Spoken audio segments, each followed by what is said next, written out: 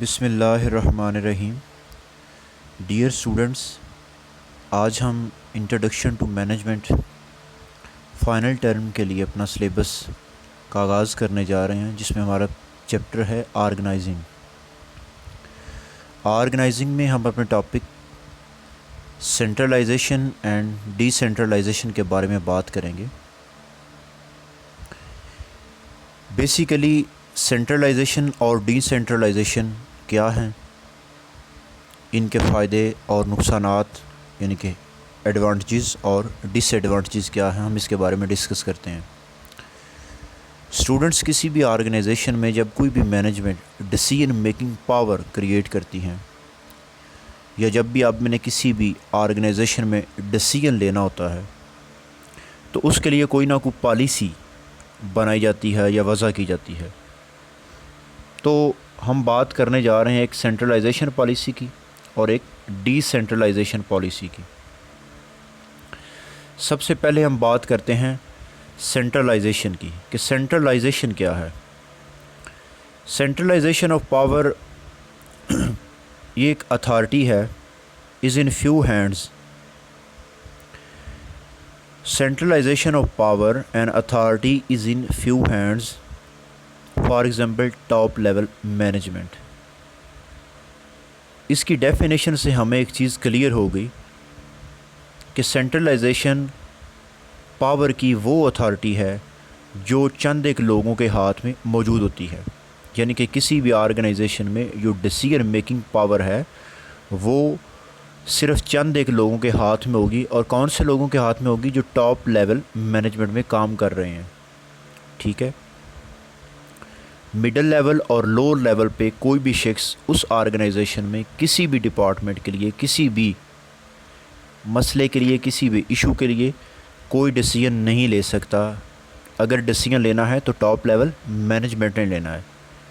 تو سینٹرلائزیشن کا مطلب کیا ہوا کہ کسی بھی آرگنائزیشن کے اندر جو بھی فیصلے لیے جاتے ہیں، جو بھی پاور آف اتھارٹی یوز کی جاتی ہے، وہ جسٹ ٹاپ لیول مینجمنٹ ہی استعمال کرتی ہے. نیکسٹ ہم بات کرتے ہیں ڈی سینٹرلائزیشن. ڈی سینٹرلائزیشن میں power of authority at every level of management. یعنی کہ ڈی سینٹرلائزیشن میں جو پاور آف اتھارٹی ہے وہ کسی بھی مینجمنٹ کے لیول پر استعمال ہر شخص کر سکتا ہے اور کرتا ہے. ٹاپ لیول مینجمنٹ میں موجود لوگ بھی پاور آف اتھارٹی یوز کرتے ہیں. مڈل لیول پر موجود بھی مینیجرز اتھارٹی استعمال کرتے ہیں، اور لوور لیول پر موجود مینیجرز بھی اس اتھارٹی کو مکمل استعمال کر سکتے ہیں، اپنی رائے، اپنا ڈیسیژن دے سکتے ہیں.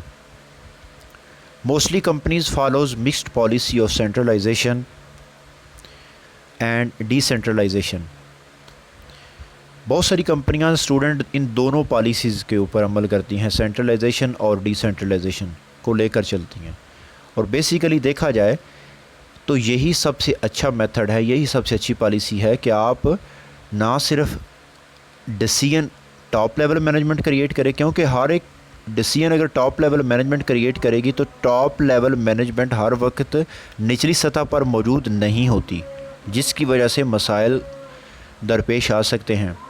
اس لیے کسی بھی آرگنائزیشن میں بیٹر مینجمنٹ تب ہی ورک کر سکتی ہے جب کسی بھی سطح پر موجود مینیجر کے پاس یہ اختیار ہو کہ وہ فوری بر وقت کوئی بھی فیصلہ یا ایکشن لے سکے. امپورٹنٹ اینڈ کانفیڈینشیل ڈیسیژنز جو ہیں وہ میڈ بائی سینٹرلائزیشن پالیسی کے تھرو بنائے جاتے ہیں. جتنے بھی آپ کے خاص قسم کے، آپ کے کانفیڈینشیل قسم کے ڈیسیژنز ہوتے ہیں وہ ہمیشہ ٹاپ لیول مینجمنٹ یعنی کہ سینٹرلائز پالیسی کے تحت بنائے جاتے ہیں. فار ایگزامپل آپ کے جتنے بھی فائنانشیل ایشوز ہیں، ٹھیک ہے، شیئر ہولڈرز کے جتنے بھی مطلب ان کا کیپٹل ہے، اس کے ریلیٹڈ جو بھی چیزیں ہیں، ٹھیک ہے. اس کے علاوہ آپ نے اپنی آرگنائزیشن کو ایکسپینڈ کرنا ہے، ٹھیک ہے، اس کے حوالے سے جو بھی ڈیسیژن ہوں گے وہ ٹاپ لیول مینجمنٹ ہی کرے گی، وہ سینٹرلائز پالیسی کے تحت ہی کیے جائیں گے. نیکسٹ ہم بات کرتے ہیں کہ every decision should be taken by top level managers. یعنی کہ سینٹرلائز پالیسی میں ہر ایک ڈیسیجن جو ہے وہ ٹاپ لیول مینیجرز ہی لیں گے اور ان کے پاس ہی اختیار ہوگا. ویری سمپل اسٹوڈنٹ یہ ہے کہ سینٹرلائزڈ پالیسی میں تمام ڈیسیجن ٹاپ لیول مینجمنٹ ہی لیتی ہے اور انہی ڈیسیجن پر امپلیمنٹیشن کروائی جاتی ہے. اچھا، جتنے بھی کامن ڈیسیجنز ہیں، common decisions related to operational act decentralized policy because it becomes very difficult for top level managers to manage everything themselves. اچھا، جتنے بھی آپ کے کامن ڈیسیجنز ہیں، ٹھیک ہے، یعنی کہ مڈل سطح پر اور لوور سطح پر، وہ ڈی سینٹرلائز پالیسی کے تحت بنائے جاتے ہیں یا کیے جاتے ہیں، کیونکہ ٹاپ لیول مینجمنٹ اسٹوڈنٹس ہر وقت نچلی سطح پر یا آپریشنل سطح پر یا سیلنگ ڈپارٹمنٹ میں یا اکاؤنٹنگ کے ڈپارٹمنٹ میں وہ ہر وقت موجود نہیں ہو سکتی، نہ وہ موجود رہ کر بر وقت کوئی فیصلہ کر سکتے ہیں. تو ڈی سینٹرلائز پالیسی میں آپ کے مڈل لیول اور لو لیول پر موجود مینیجرز فوری فیصلہ اور ڈیسیجن کرتے ہیں. اب ان کے ڈفرینس کے بارے میں ہم تھوڑا سا بات کر لیتے ہیں کہ ان دونوں کے درمیان جو مین ڈفرینس ہے وہ کیا ہے. پہلے ہم بات کرتے ہیں میننگ کی. آلریڈی ہم سینٹرلائزیشن کے بارے میں بات کر چکے ہیں کہ اس میں جو پاور ہے وہ چند ایک لوگوں کے ہاتھ میں ہوتی ہے، اور ڈی سینٹرلائزیشن میں جو پاور آف اتھارٹی ہے وہ ہر سطح پر تمام امپلائیز، تمام مینیجرز کے پاس موجود ہوتی ہے. نیکسٹ ہے اتھارٹی. اتھارٹی جو ٹاپ لیول مینیجرز ہیں وہ میکسیمم اتھارٹی کو استعمال کرتے ہیں. کس کی طرف استعمال کرتے ہیں؟ مڈل اور لوور لیول مینیجرز کی طرف، ٹھیک ہے. جبکہ ڈی سینٹرلائزیشن میں authorities systematically divided at every level, ہر ایک سطح پر اتھارٹی کا استعمال ہر مینیجر کر سکتا ہے. سوٹیبلٹی. سینٹرلائزیشن پالیسی اسٹوڈنٹ چھوٹے طرز کے بزنس کے لیے یا انٹرپرینورشپ بزنس کے لیے سوٹیبل ہے، جہاں پہ ایک شخص ہی اس بزنس کو رن کر رہا ہوگا، ٹھیک ہے، وہاں پہ سینٹرلائز پالیسی کے تحت ڈیسیجن کیے جا سکتے ہیں، بنائے جا سکتے ہیں. لیکن اگر آپ نے کوئی لارج انڈسٹری اوپن کی ہے، لارج آرگنائزیشن اگر آپ نے اوپن کی ہے، تو وہاں پہ آپ کو ڈی سینٹرلائزیشن پالیسی کو فالو کرنا پڑے گا. Freedom of action. Managers have less freedom of action. Centralization policy میں managers have less freedom of actions. Managers کے پاس لیس آزادی نہیں ہوتی کہ وہ کوئی بھی فیصلہ کر سکے، کیونکہ اوپر بیٹھے ہوئے چیئرمین اور سی اوز یعنی کہ ٹاپ لیول مینجمنٹ ہے وہی فیصلہ کرتے ہیں. جبکہ ڈی سینٹرلائزیشن میں مور فریڈم آف ایکشن، مینیجرز کے پاس بہت زیادہ آزادی ہوتی ہے کہ وہ کوئی بھی فیصلہ کر سکیں.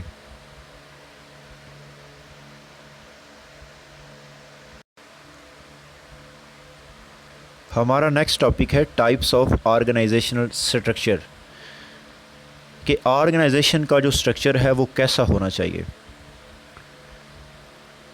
سب سے پہلے ہم بات کرتے ہیں فنکشنل اسٹرکچر کی، پھر ہم بات کریں گے ملٹی ڈویژنل یا ڈویژنل اسٹرکچر کی. فنکشنل اسٹرکچر کیا ہے؟ When jobs are grouped according to their functions, ٹھیک ہے، جب آپ کی آرگنائزیشن میں موجود جتنی بھی جابز ہیں، جتنے بھی کامز ہیں، ان کی گروپنگ ان کے فنکشنز کے حوالے سے کی جائے گی، تو آپ اس کو فنکشنل اسٹرکچر کہہ سکتے ہیں، بول سکتے ہیں. For example all jobs related to purchase. جتنی بھی پرچیز کے حوالے سے کام ہیں، جابز ہیں، وہ پرچیز ڈپارٹمنٹ ہی کرے گا. فار ایگزامپل آپ نے پرچیز کرنا ہے را مٹیریل، آپ نے پرچیز کرنی ہے مشینری، یا آپ نے ریکارڈ رکھنا ہے آف پرچیزنگ کا، ٹھیک ہے، یہ ساری چیزیں پرچیز ڈپارٹمنٹ میں کی جائیں گی. نیکسٹ ہے آل جاب ریلیٹڈ ٹو پروڈکشن، یعنی کہ پروڈکشن کے ریلیٹڈ جتنی بھی جابس ہیں، جتنے بھی کام ہیں، وہ پروڈکشن ڈپارٹمنٹ میں کیے جائیں گے. کوالٹی کنٹرول ہے، پروسیسنگ ہے، ریپیئر اینڈ مینٹیننس ہے، ٹھیک ہے. اس کو مزید مختصر میں اگر سمجھاؤں تو فنکشنل اسٹرکچر اسٹوڈنٹ کسی ایک، جب آرگنائزیشن ایک پروڈکٹ میں کام کر رہی ہو، فار ایگزامپل آپ ایک پینسلز، آپ کی کمپنی پینسلز بنا رہی ہیں، ٹھیک ہے، یعنی کہ ایک پروڈکٹ آپ صرف پینسل بنا رہے ہیں، آپ پینسلز کے ساتھ نوٹ بک یا کتابیں وغیرہ نہیں بنا رہے یا ان کی اشاعت نہیں کر رہے، آپ صرف ایک پروڈکٹ کے حوالے سے کام کر رہے ہیں، تو وہاں پہ فنکشنل سٹرکچر فالو کیا جائے گا۔ اب فنکشنل سٹرکچر ہے کیا کہ جس میں آپ تمام جابز کو، تمام کاموں کو ان کے فنکشنز کے حوالے سے ڈیوائیڈ کر دیتے ہیں، ٹھیک ہے۔ جیسے سیلز ڈپارٹمنٹ ہے تو وہ سیلز کا کام کرے گا، پروڈکشن ڈپارٹمنٹ ہے تو وہ پروڈکشن ہی فنکشن کے حوالے سے کام کرے گا، اکاؤنٹس اینڈ فائنانس کا ڈپارٹمنٹ ہے تو وہ صرف پیسوں کا، مالیات کا لین دین ہی کرے گا۔ آر این ڈی ہے یعنی کہ ریسرچ اینڈ ڈیولپمنٹ ڈپارٹمنٹ ہے تو وہ ریسرچ اینڈ ڈیولپمنٹ یعنی کہ پروڈکٹ کی انوویشن کے لیے، پروڈکٹ میں بہتری لانے کے لیے وہ ریسرچ کریں گے، ٹھیک ہے۔ تو فنکشنل سٹرکچر میں اس پروڈکٹ کو، اس آرگنائزیشن کی اس پروڈکٹ کو ڈیفرنٹ فنکشنز کے حوالے سے ڈیوائیڈ کر دیا جاتا ہے۔ اس کے اگر ہم ایڈوانٹیجز کی بات کریں تو اسپیشلائزیشن ہمارا پہلا اس میں ایڈوانٹیجز ہے کہ jobs grouping related according in one department, ٹھیک ہے، perform similar act, professional experts can be hired, it brings efficiency and specialization. جب آپ فنکشنل سٹرکچر کو فالو کریں گے، ٹھیک ہے، آپ ہر ایک اس پروڈکٹ کے لیے ہر ایک ڈپارٹمنٹ کو علیحدہ فنکشنز کے لیے منسوب کر دیں گے، تب آپ اس پروڈکٹ کے لیے یا اس کام کے لیے آپ اسپیشلائز لوگوں کو بھی ہائر کر سکتے ہیں۔ فار ایگزامپل آپ نے اگر پرچیزنگ کرنی ہے، ٹھیک ہے، تو آپ اس کے لیے ایک پرچیزر جو ہے، ایک اتھینٹک یا ایک ایکسپیرینسڈ بندہ ایسا ہائر کر سکتے ہیں جس کو پرچیزنگ کرنے کا یا مارکیٹ سے را مٹیریل خریدنے کا اچھا تجربہ ہے، ٹھیک ہے، تو وہ آپ کے لیے بیٹر رہے گا۔ ایزی سپرویژن ہے، آپ ہر ایک ڈپارٹمنٹ کی ایزی سے سپرویژن کر سکتے ہیں، یعنی کہ کہیں پہ مکسچر جو ہے نا وہ نہیں ہوگا۔ آپ پروڈکشن ڈپارٹمنٹ میں جاتے ہیں تو آپ وہاں پہ آپ کو صرف پروڈکشن کے ریلیٹڈ چیزیں ملیں گی، آپ ان کی سپرویژن کر سکتے ہیں۔ آپ سیلز ڈپارٹمنٹ میں جائیں تو آپ وہاں پہ سیلز کا ایزیلی حساب کتاب کر سکتے ہیں۔ آگے ہے easy coordination, departments are interdependent on each other. اس میں کیا ہے کہ تمام ڈپارٹمنٹ ایک دوسرے کے اوپر انٹر ڈیپینڈنٹ کر رہے ہوتے ہیں، ٹھیک ہے۔ اگر سیلز کا کام ہے تو سیلز کس سے منسوب ہوگی؟ پروڈکشن سے، کیونکہ پروڈکشن آئے گی تو سیلز ہوگی۔ پھر سیلز آگے کس سے منسوب ہے؟ فائنانس سے ہے، کیونکہ سیلز ہوگی تو پیسہ آپ کی کمپنی میں آئے گا، ٹھیک ہے۔ تو اس میں کوآرڈینیشن بہت زیادہ ہوتی ہے۔ نیکسٹ ہے انکریز مینیجریل ایفیشینسی۔ اس میں آپ اپنے مینیجرز کی ایفیشینسی کو بھی بڑھا سکتے ہیں، کیونکہ فار ایگزامپل اگر ایک پروڈکشن ڈپارٹمنٹ میں ایک مینیجر کام کر رہا ہے تو وہ بار بار یا ایکٹیولی اگین اینڈ اگین ایک ہی جاب پرفارم کرے گا، جس سے اس کی ایفیشینسی بڑھ جائے گی۔ آپ افیکٹو ٹریننگ کر سکتے ہیں، ایزی ٹو گیو ٹریننگز، ٹھیک ہے۔ سیم فنکشنز ان ون ڈپارٹمنٹ، جب ایک ہی ڈپارٹمنٹ میں سیم فنکشنز ہو رہے ہوں گے تو ان امپلائیز کو ٹریننگ دینا بہت ایزی ہوگا۔ آپ نے پروڈکشن والوں کو پروڈکشن ڈپارٹمنٹ ٹریننگ دے دینی ہے، سیلز والوں کو سیلز میں ٹریننگ دے دینی ہے، اکاؤنٹس والوں کو اکاؤنٹس میں ٹریننگ دے دینی ہے، آر این ڈی والوں کو آر این ڈی میں ٹریننگ دے دینی ہے۔ نیکسٹ اب بات کرتے ہیں divisional structure. Divisional structure suitable for organizations producing more than one type of product. یہاں یہ مین ڈفرینس ہے کہ ملٹی ڈویژنل یا ڈویژنل جو اسٹرکچر ہے وہ کہاں پہ کام کرے گا؟ جہاں پہ آپ کی آرگنائزیشن، آپ کا کاروبار ایک سے زیادہ پروڈکٹ میں ڈیل کر رہا ہوگا۔ فار ایگزامپل فنکشنل میں آپ صرف پینسلز بنا رہے تھے، لیکن یہاں پہ آپ پین بھی بنا رہے ہیں، آپ پینسلز بھی بنا رہے ہیں اور آپ نوٹ بک بھی بنا رہے ہیں۔ اب پہلے آپ نے کیا کیا کہ فنکشنل اسٹرکچر میں آپ پینسلز بنا رہے تھے اور اس کے جتنے بھی ڈپارٹمنٹس تھے آپ نے ان کو فنکشنز کے حوالے سے علیحدہ علیحدہ کر دیا، لیکن یہاں پہ اب آپ کے پاس پروڈکٹ زیادہ آ گئی ہیں تو آپ ان کی ڈویژن کر دو گے، ٹھیک ہے۔ جو پین کے حوالے سے جتنے بھی ڈپارٹمنٹس ہیں وہ علیحدہ ورک کریں گے، جو پینسلز کے حوالے سے جتنے بھی ڈپارٹمنٹ ہیں وہ علیحدہ ورک کریں گے، نوٹ بکس کے حوالے سے جتنے بھی ڈپارٹمنٹ ہیں وہ علیحدہ سے ورک کریں گے، یعنی کہ آپ پین ڈپارٹمنٹ، آپ پینسل ڈپارٹمنٹ اور آپ نوٹ بک ڈپارٹمنٹ بنا دیں گے، ٹھیک ہے۔ اس کے ایڈوانٹیجز ہم پڑھ لیتے ہیں۔ Product specialization, act related to one type of product one department. جب ایک ہی پروڈکٹ کے حوالے سے آپ ایک ایکٹ کو ایک ڈپارٹمنٹ میں سر انجام دیں گے تو آٹومیٹیکلی آپ اس پروڈکٹ کو کریٹ کرنے میں اسپیشلائز ہو جائیں گے۔ Each department just focus on its department and its functions, it brings specialization. جب ایک ڈپارٹمنٹ اپنے ہی ڈپارٹمنٹ کے اوپر فوکس کرے گا تو اس کام میں ایفیشینسی آئے گی، اسپیشلائزیشن آئے گی، پین بنانے والے اپنے ڈپارٹمنٹ میں کام کریں گے تو آٹومیٹیکلی آپ پین کی پروڈکشن کو پروڈیوس کر سکتے ہیں، اس کو اسپیشلائز کر سکتے ہیں۔ اس کے بعد ہے fast decision making, no department is depend on other department, ٹھیک ہے، اس میں کوئی بھی ڈپارٹمنٹ دوسرے ڈپارٹمنٹ پر اثر انداز نہیں ہو رہا ہوتا یا ڈیپینڈنٹ نہیں ہو رہا ہوتا۔ کیسے کہ جیسے پین، آپ کی 3 پروڈکٹس ہیں، پین، پینسل اور نوٹ بک، آپ نے پین کے لیے جتنے بھی ڈپارٹمنٹ کو علیحدہ کر دیا گیا، ٹھیک ہے، وہ پینسلز والے ڈپارٹمنٹ سے تعلق نہیں رکھیں گے، ان سے کوئی بات چیت نہیں کریں گے، ان سے کوئی ان کا ریلیشنز نہیں ہوگا۔ پینسلز والوں کا نوٹ بک کے جتنے بھی ڈپارٹمنٹ جہاں پہ نوٹ بک بنائی جا رہی ہے، نوٹ بک کے حوالے سے جتنی بھی چیزیں میٹیریل چاہیے اور اس میٹیریل کو ڈیوائڈ جن فنکشنز میں کیا گیا ہے، ان کا واسطہ پینسلز کے ڈپارٹمنٹ سے نہیں ہوگا، یعنی کہ ہر ڈپارٹمنٹ اپنی جگہ پر کام کر رہا ہوگا۔ So no need to discuss anything with other department.